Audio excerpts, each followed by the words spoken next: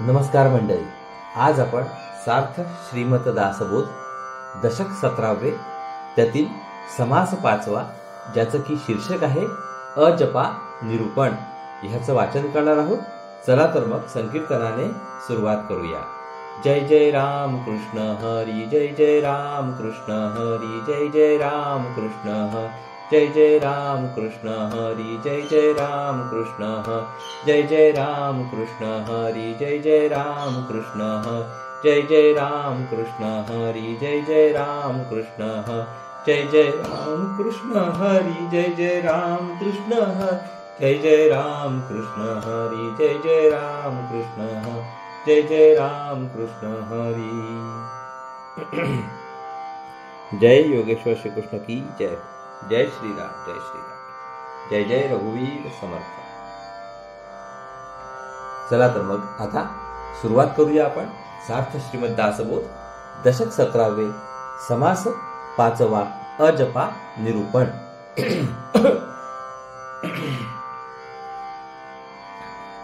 श्री समर्थांनी या समासामध्ये अजपा जपाचा थोडक्यात परामर्श घेतला आहे.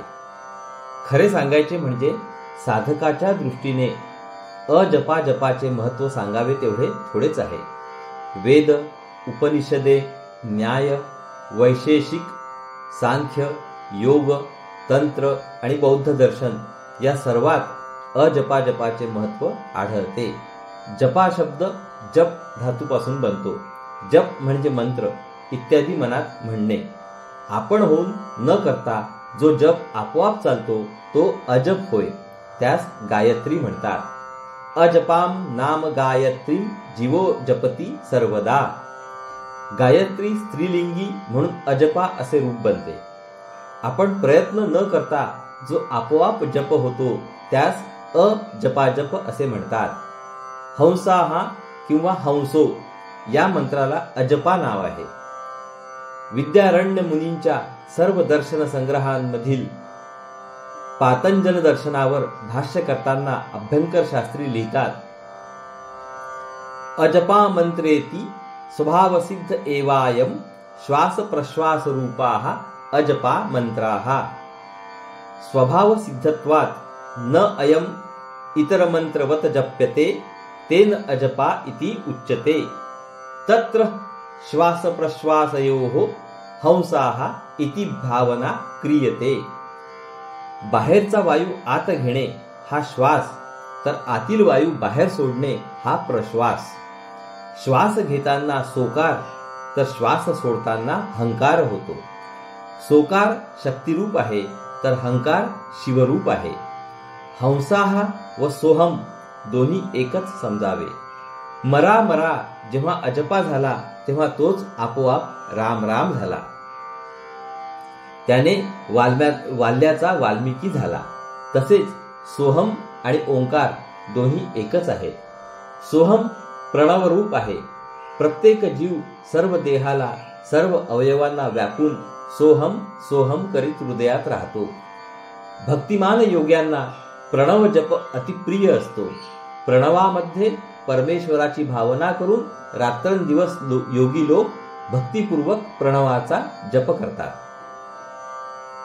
ज्ञानप्रधान वेदांती लोक परमेश्वराशी तदाकार भावनेने अहोरात्र सोहमचा जप करतात. स्वरसाधना करणारे काही लोक केवळ कुंभक करून अजपा जपतात.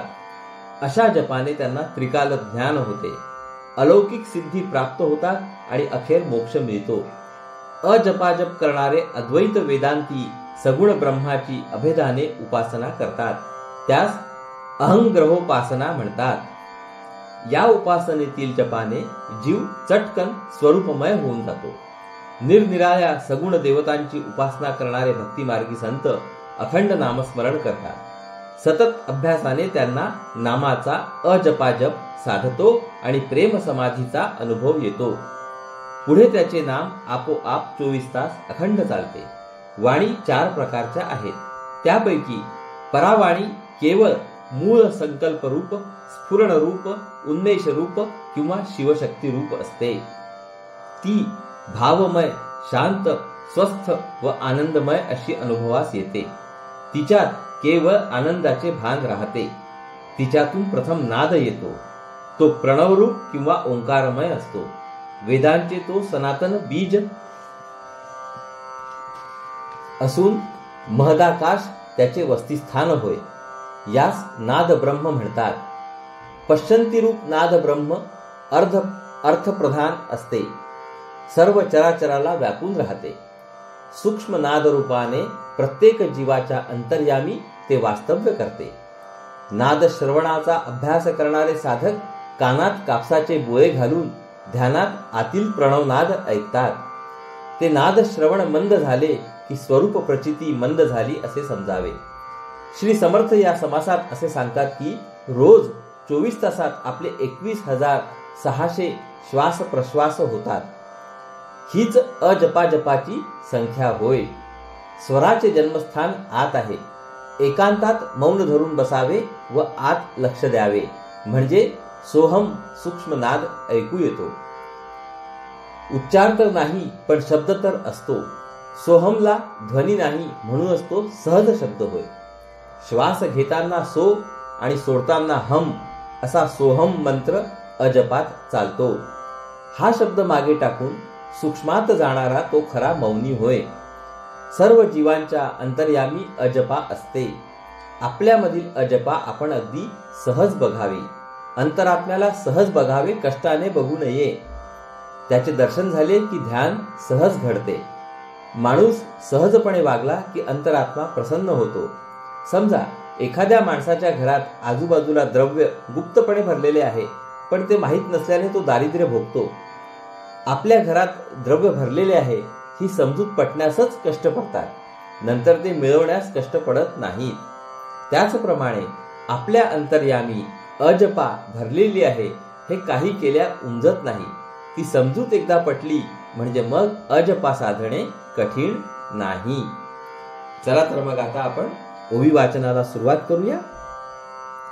सार्थ श्रीमद दासबोध दशक 17 समास 5 अजपा निरूपण. श्रीराम जय जय रघुवीर समर्थ. आपण शब्द बोलतो त्यांचे मूळ आपल्या अंतर्यामीच असते. एकांतात बसावे आणि आतील शब्द मूळ शोधावे.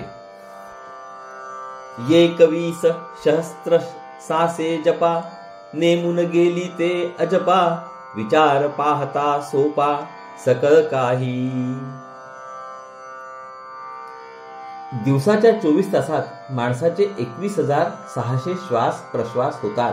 हा नैसर्गिक जप आहे. यास अजपाजप म्हणतात. विचार करून पाहिले तर यात काही कठीण नाही. मुखी नासिकी असी जे प्राणे तयास अखंड येणे जाणे याचा विचार पाहणे सूक्ष्म दृष्टी. तोंड व नाक यात प्राणाचे राहणे असते. प्राण सारखा जातो व येतो याविषयी सूक्ष्म विचार करावा. प्रश्नोपनिषदात पुढील मंत्र आहे. मुख नासिकाभ्याम प्राणाः स्वयं प्रातिष्ठते. याचा अर्थ आहे मुख व नासिका यांच्याद्वारा बाहेर पडणारा प्राण डोळे व कान यात प्रतिष्ठित होतो. शरीर जिवंत आहे तोपर्यंत प्राणाचे अखंड येणे जाणे चालते. श्वास प्रश्वास इतका नैसर्गिक आणि सहज होतो की त्याच्यामध्ये काही गूढ रहस्य असेल अशी शंका सुद्धा माणसाला येत नाही. म्हणून त्याचा सूक्ष्म दृष्टीने विचार करावा असे श्री समर्थ सांगतात. मुळी पाहता एक स्वर त्याचा तार मंद्र घोर त्या घोराहून सूक्ष्म विचार अजपाचा. मुळामध्ये स्वर एकच आहे. तार म्हणजे उच्च स्वर, मंद्र म्हणजे मध्यस्वर आणि घोर म्हणजे खालचा स्वर असे स्वराचे विभाग आहेत. घोर किंवा खालच्या स्वराहून अजपा अधिक सूक्ष्म असते. नाभीच्या ठिकाणी परावाणीमध्ये जे अतिशय सूक्ष्म स्फुरण होते त्यास उन्मेष असे म्हणतात. ते स्फुरण हृदयात आले म्हणजे पश्चंतीमध्ये उतरते, तेथे त्यास ध्वनी म्हणतात. ध्वनी सूक्ष्मच असतो, केवळ अर्थरूप असतो. ध्वनी कंठामध्ये आला म्हणजे मध्यमेत शिरतो, तेथे त्यास शब्दाची पूर्वावस्था प्राप्त होते. त्यास नाद म्हणतात. नाद अखेर मुखात प्रवेश करतो आणि वैखरीमधून प्रगट शब्द बाहेर पडतात. तारस्वर हा मध्यनादाच्या दुप्पट प्रमाणाचा स्वर असतो. त्याचा स्पर्श डोक्याच्या टाळूपर्यंत म्हणजे सहस्त्रदल कमलापर्यंत येतो. मध्यस्वर माणसाच्या हृदयातून निघतो. त्याचा स्पर्श अनाहत चक्राला होतो आणि घोर स्वर माणसाच्या नाभीपासून निघतो. त्याचा स्पर्श सूर्यचक्राला किंवा मणिपूर चक्राला होतो. घोर स्वरालाच खर्ज म्हणतात. अजपाजप त्याहूनही सूक्ष्म असून एका प्रकारे तो सर्व शरीरभर व्यापून असतो. सरी गम पदनीस सरी मातृका सायास प्रथमस्वरे मातृकास म्हणून पहावे. गायन शास्त्रामध्ये सा रे ग म प ध नी सा हे 7 स्वर आहेत. षडज, ऋषभ, गांधार, मध्यम, पंचम, धैवत व निषाद ही 7 स्वरांची नावे आहेत. प्रथम सप्तकातील सा पासून आरंभ करावा आणि दुसऱ्या सप्तकातील रे पर्यंत स्वर मातृका प्रयत्नाने म्हणून पहाव्या.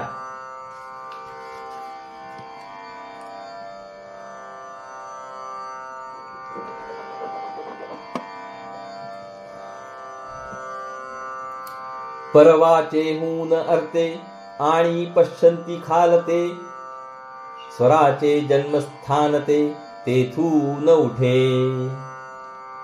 अशा रीतीने चढते उतरते स्वर म्हणून पहावे. तसे म्हटल्यास परावाचेच्या अलीकडे म्हणजे बेंबीच्या वर आणि पश्चंतीच्या खाली म्हणजे हृदयाच्या खाली स्वरांचे जन्मस्थान आहे असे आढळून येईल. तेथून स्वर उत्पन्न होतो. एकांती उगेच बैसावे तेथे हे समजून पहावे. अखंड घ्यावे सांडावे प्रभंजनासी. एखाद्या अगदी निवांत ठिकाणी बसावे. मन स्वस्थ असावे आणि तेथे हे सगळे नीट लक्ष देऊन पहावे. अखंड येणाऱ्या व जाणाऱ्या वायूवर लक्ष ठेवावे. एकांती मौन्य धरून बैसे सावध पाहता कैसे भासे. सोहम सोहम ऐसे शब्द होती.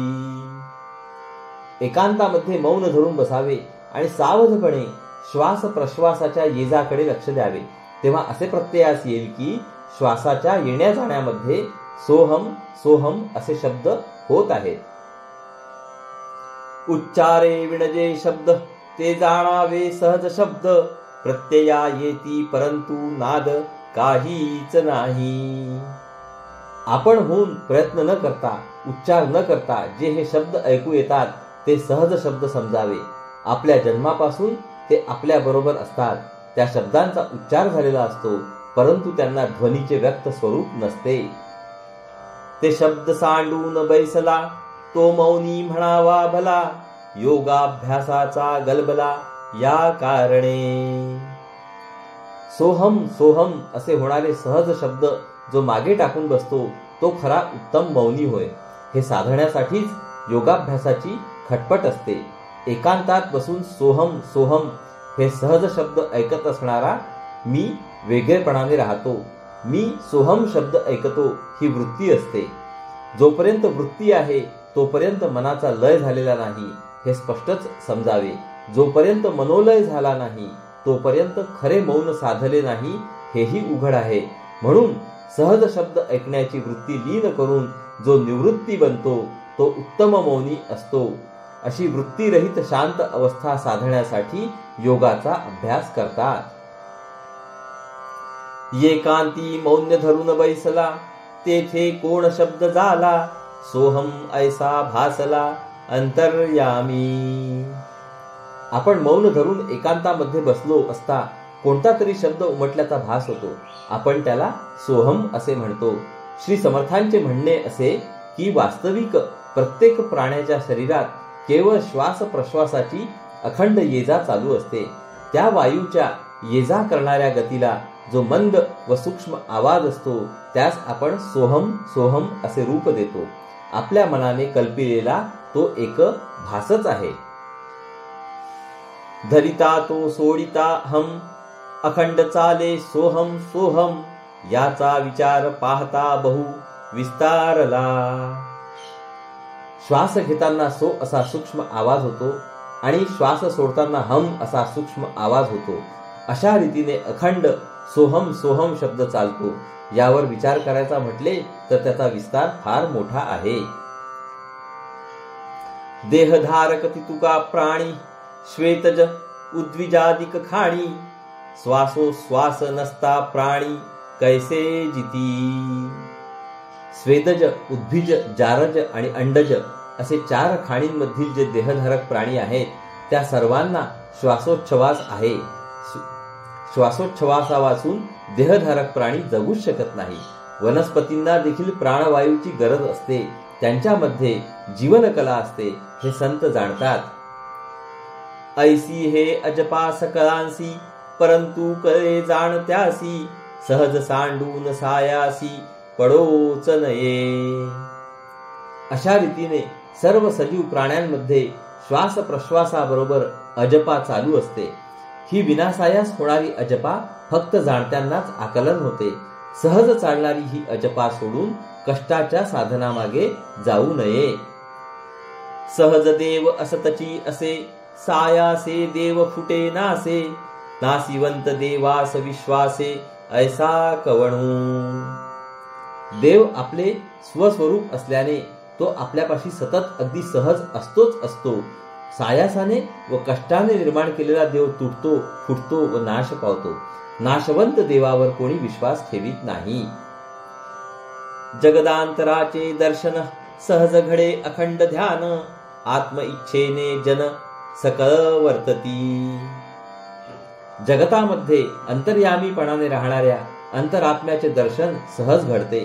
त्याचे ध्यान अखंड राहणे हेच त्याचे दर्शन होय. त्या अंतरात्म्याच्या इच्छेने सगळे प्राणी मात्र वागतात.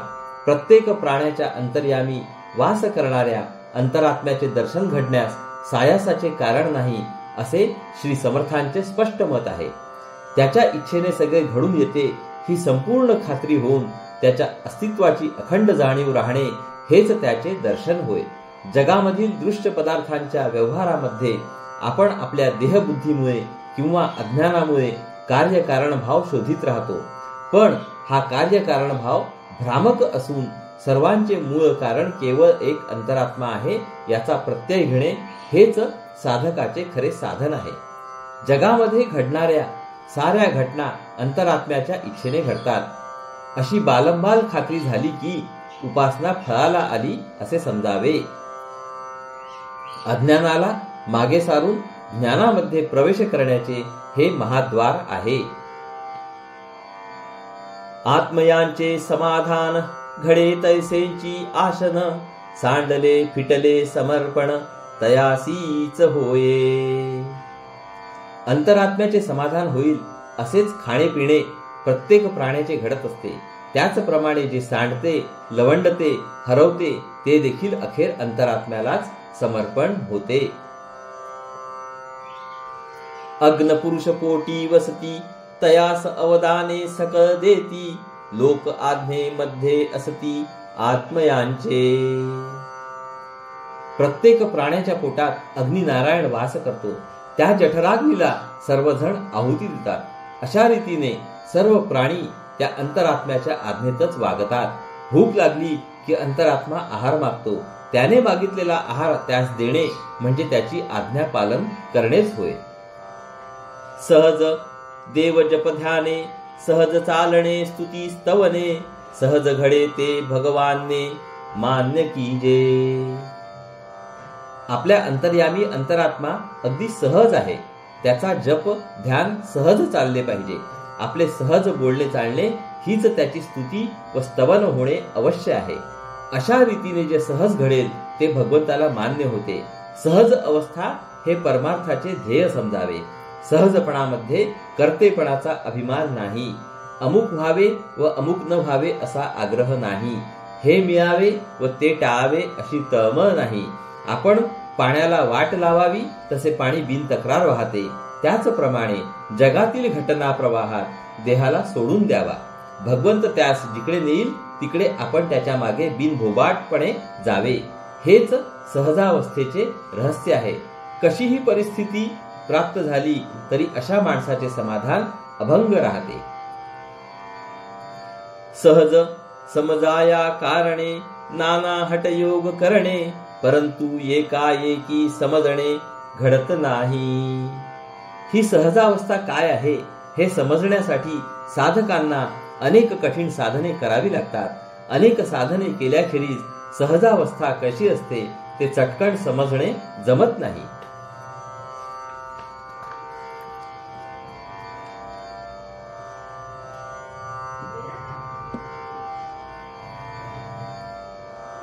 द्रव्य चुकते दारिद्र्य येते, तरी लक्ष्मी वरी वर्तते. प्राणी काये करीलते ठाऊके नाही. सामान्य माणसाची स्थिती कशी झाली आहे त्याचे वर्णन एका दृष्टांताने करून श्री समर्थ समजावून देतात. द्रव्य आहे ते पुरून ठेवलेले आहे, त्याची जागा चुकली की द्रव्य असून दारिद्र्य येते. माणूस ज्या ठिकाणी बसतो त्याच्या खालीच द्रव्य तळाशी असते. त्याचा व्यवहार वर चालतो, त्याला बिचाऱ्याला माहीत नसते, त्यामुळे तो दारिद्र्य भोगतो.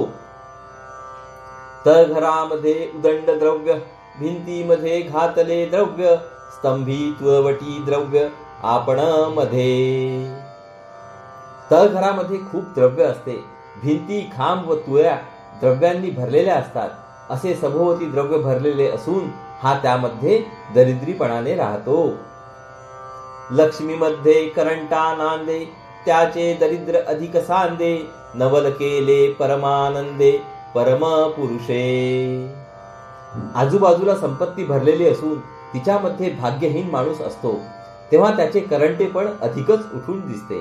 परमानंद स्वरूप परमात्म्याने हा केवढा मोठा चमत्कार केलेला आहे. अंतरात्मा देहाच्या आत व बाहेर सर्व ठिकाणी गच्च भरलेला आहे. असे असून त्याच्या अज्ञानामुळे माणूस जगामध्ये दुःख भोगीत दिवस काढतो असा सांगण्याचा मुख्य भावार्थ आहे. एक पाहती एक खाती, ऐसी विवेकाची गती. प्रवृत्ती अथवा निवृत्ती, येणेंची न्याये. व्यवहारामध्ये ज्याप्रमाणे श्रीमंत माणूस ऐश्वर्य भोगतो आणि दरिद्री माणूस त्याच्याकडे नुसता बघत राहतो, त्याचप्रमाणे परमार्थात जो विवेकशील आहे तो भगवंताचा आनंद भोगतो व जो विवेकशील नाही तो त्याच्याकडे आशाभूतपणे नुसता बघत राहतो. विवेकशील माणूस दृश्यातून निवृत्त होऊन अंतरात्म्यास ओळखतो, तर अविवेकी माणूस दृश्यामध्ये प्रवृत्त होऊन नाना प्रकारची प्रापंचिक दुःखे भोगतो. अंतरी वसता नारायणे, लक्ष्मीस काये उणे. ज्याची लक्ष्मी तो आपणे, बळकट धरावा. ज्याच्या अंतर्यामी नारायण होऊन वस्ती करतो त्याला लक्ष्मी कमी पडणे शक्यच नाही. म्हणून लक्ष्मी ज्याच्या अधीन आहे तो नारायण आपण घट्ट धरून ठेवावा. जेथे शिव तेथे शक्ती, जेथे नारायण तेथे लक्ष्मी, जेथे कृष्ण तेथे राधा, जेथे राम तेथे सीता. या पौराणिक कल्पनांचा उपयोग करून श्री समर्थांना सांगायचे आहे की ज्याने अंतरात्मा वश करून घेतला त्याला जीवनात काही उणे पडत नाही. इति श्रीदासबोधे गुरुशिष्य संवादे अजपाज निरूपण नाम समास 5वा. तर श्रोते हो, अशा रीतीने आपले या ठिकाणी दशक 17व्या मधील समास 5व्याचे वाचन पूर्ण झाले आहे. हरिओम तत्सत, हरिओम तत्सत, हरिओम तत्सत. हरे कृष्ण कृष्ण कृष्ण हरे हरे, हरे राम राम राम हरे हरे. हरे कृष्ण कृष्ण कृष्ण हरे हरे, हरे राम राम राम हरे हरे. हरे कृष्ण कृष्ण कृष्ण हरे हरे, हरे राम राम राम हरे हरे. हरे कृष्ण कृष्ण कृष्ण हरे हरे, हरे राम राम राम हरे हरे.